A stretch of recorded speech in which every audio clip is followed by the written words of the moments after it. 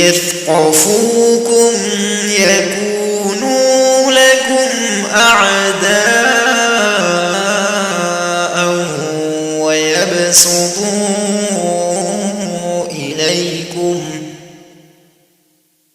إليكم أيديهم وألسنتهم بالسوء وودوا لو تكفرون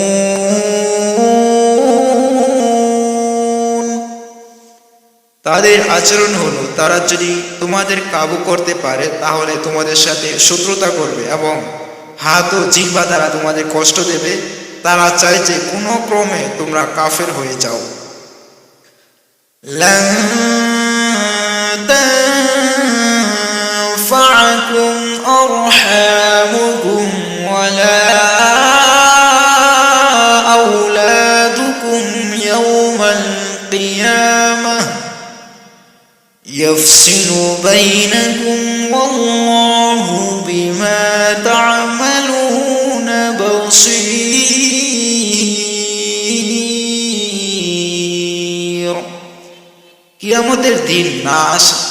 কিয়ামতের দিন না তোমাদের আত্মীয়তার বন্ধন কোনো কাজে আসবে, না সন্তান সন্ততি কোনো কাজে আসবে।